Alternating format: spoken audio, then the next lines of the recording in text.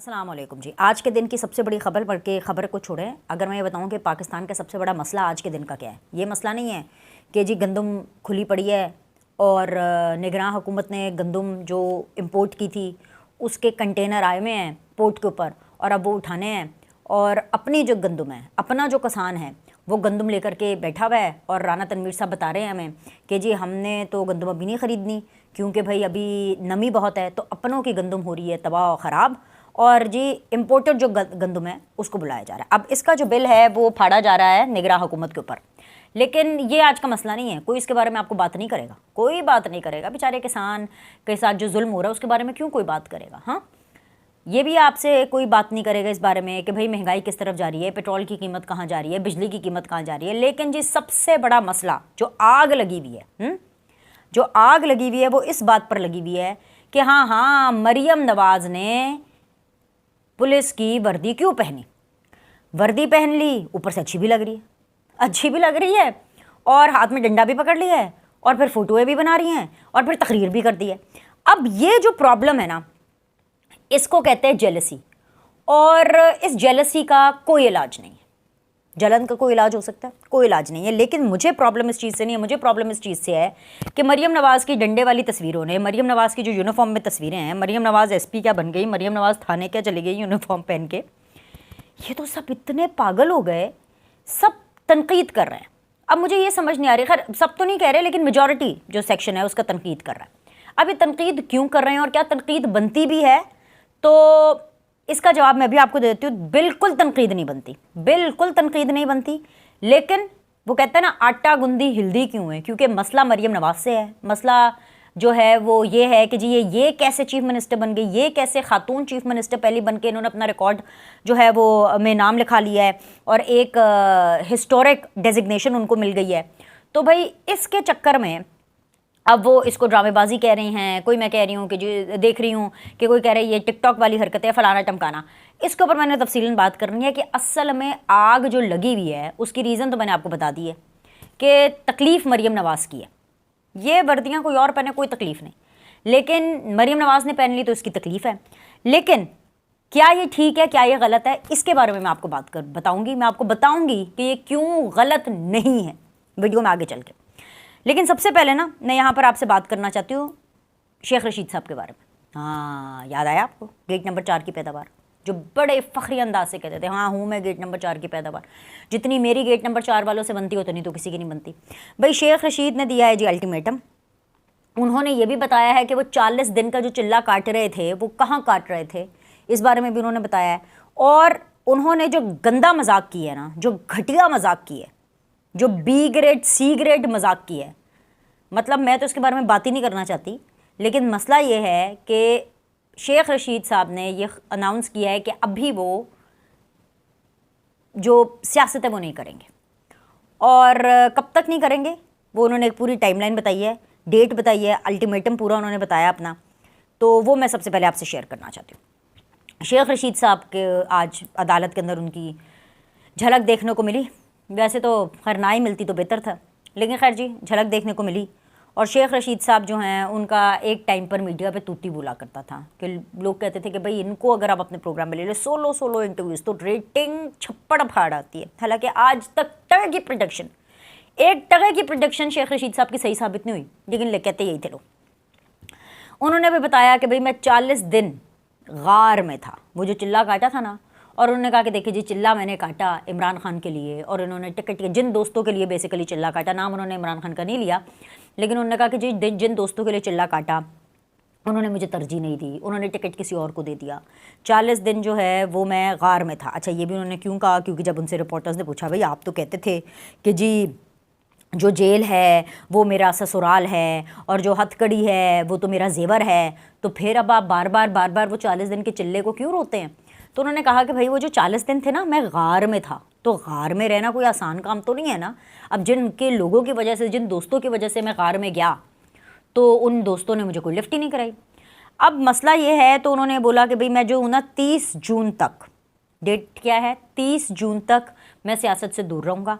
30 जून के बाद मैं देखूँगा कि अगर कोई सूरत हाल बनी یعنی کہ وہ کیا دیکھیں گے یہ میں آپ کو بتا دیتی ہوں، وہ یہ دیکھیں گے کہ جی عمران خان کو کوئی رعایت ملی ہے کہ نہیں. جن لوگوں کی وجہ سے وہ غار میں گئے تھے ان کا اگر کوئی رعایت ملی ہے، اور اگر غاروں میں جانے کا سلسلہ بند ہو گیا ہے ان کے دوستوں کی وجہ سے، تو پھر وہ تھوڑے تھوڑے ایکٹیو ہوں گے، ہلکے ہلکے، اور ٹکورے اپنی کرنا شروع کریں گے.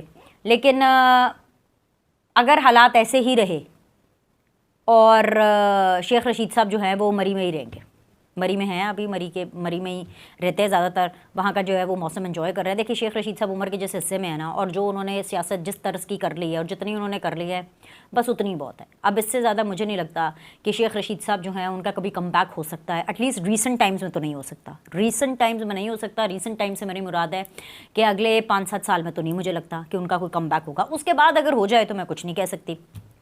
لیکن امپورٹنٹ چیز یہ ہے کہ بلاول بھٹو نے ان کے اوپر ایک مقدمہ درج کرایا.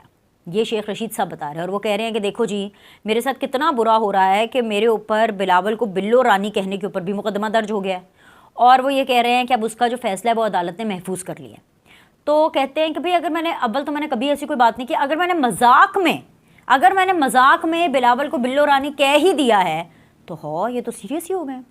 اب میں یہاں پر آپ کو یہ بتانا چاہتی ہوں کہ شیخ رشید صاحب کا جو مذاق ہے وہ کتنا گندا، کتنا گھٹیا، کتنا B class, C class, D class ہے کہ ان کو شرم آنی چاہیے اس چیز کو ایسا مذاق بھی جسٹیفائی کرتے ہوئے. مجھے اچھا نہیں لگے گا، مجھے بالکل اچھا نہیں لگے گا کہ اس ویڈیو کے اندر میں اب آگے جو کچھ الفاظ ادا کرنے والی ہوں وہ کروں گی، لیکن سچ بتانے کے لیے، فیکٹ چیک دینے کے لیے مجھے یہ الفاظ استعمال کرنے پڑیں گے.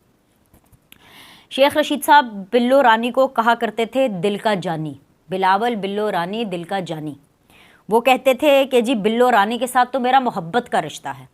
وہ کہتے تھے کہ بلو رانی کی جو فنی خرابی ہے نا اس کو میں خوب جانتا.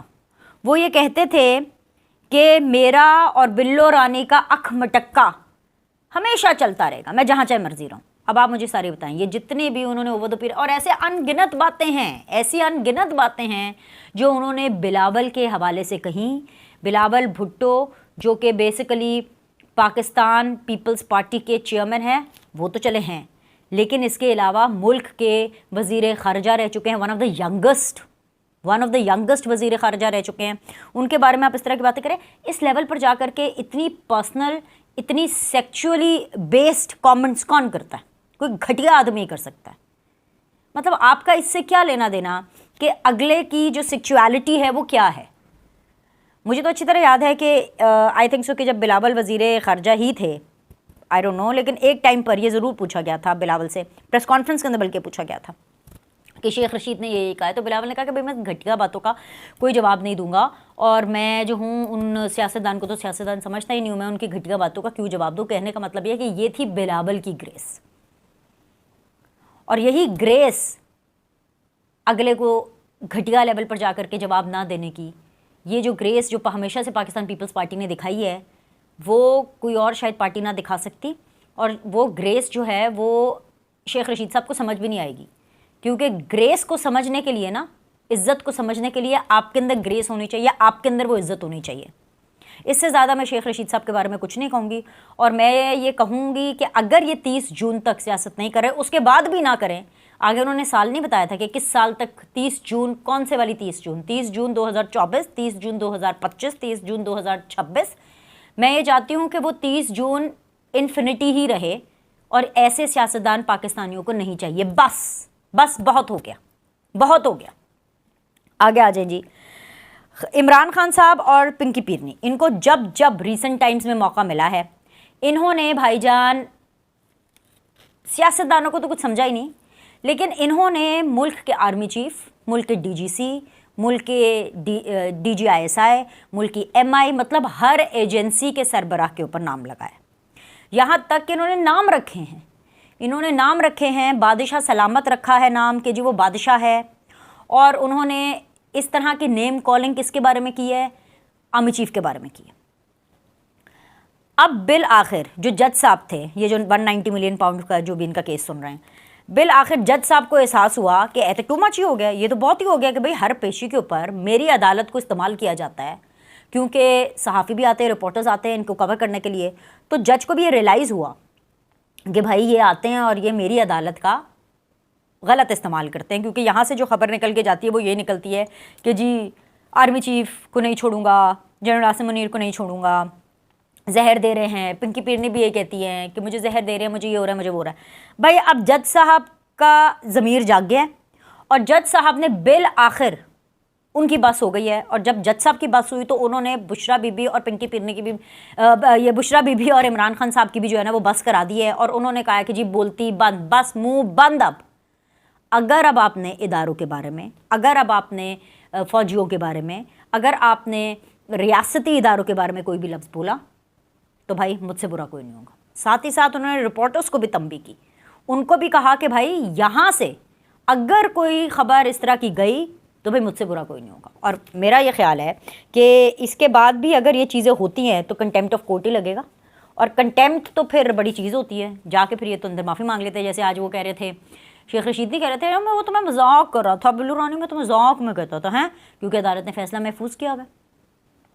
यही बात है कि इमरान खान साहब जो हैं अब उनकी बोलती बंद हो चुकी है। वो इसलिए क्योंकि एक और सैंक्शन उन पे लगना, एक और पाबंदी बेसिकली उन पे लगना, और ये मैं समझती हूँ बिल्कुल जायज़ पाबंदी है यार। मतलब कि जब भी अदालत में इनको कवरेज करने के लिए भी जाते हैं, जब भी अपना मुंह खोलते हैं इतना एंटी और इतना पर्सनल जा करके कि सीधा सीधा, मतलब कोई छोटा मोटा इल्ज़ाम तो लगाना ही नहीं, सीधा ये वो मुझे मारना चाहता है, वो मेरी बीवी को मारना चाहता है, वो मुझे जहर देना चाहता है, वो मेरी बीवी को जहर दे, मतलब फॉर गॉड सेक यार मैं इसको नहीं छोड़ूंगा। अबे ये करने के लिए तो भाई कवरेज नहीं देंगे ना, क्यों भाई? अगर यही धमकियां सुनने के लिए कवरेज देनी है तो इससे बेहतर आप कोई एक्शन फिल्म जाके देख लो भाई।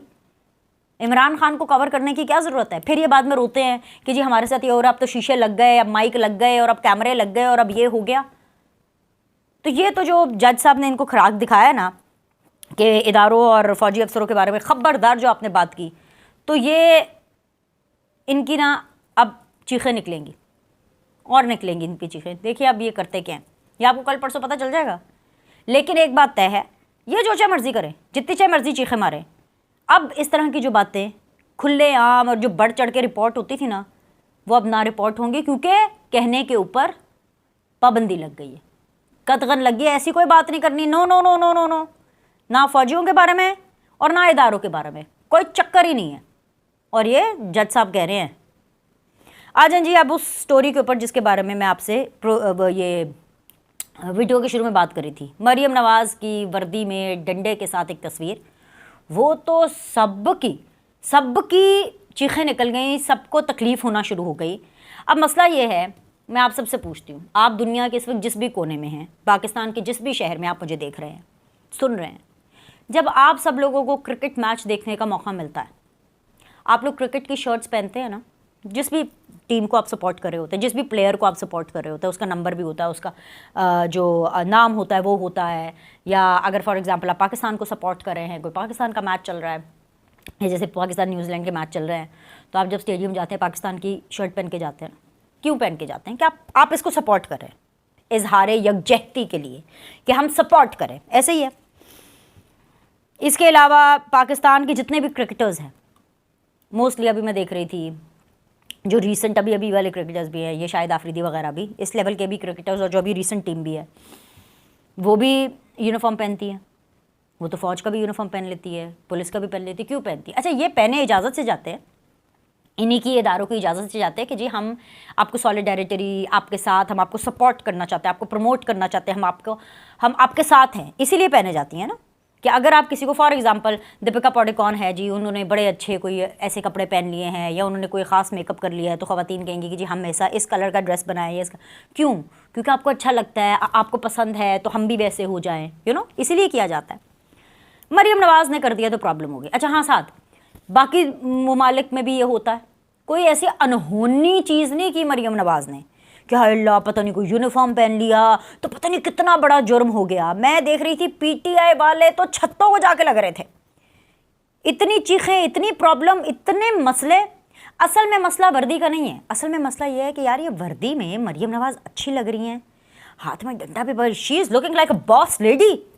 प्रॉब्लम ये है कि तो बॉस लेडी लग रही है, और ये आइडिया पीटीआई को क्यों नहीं आया?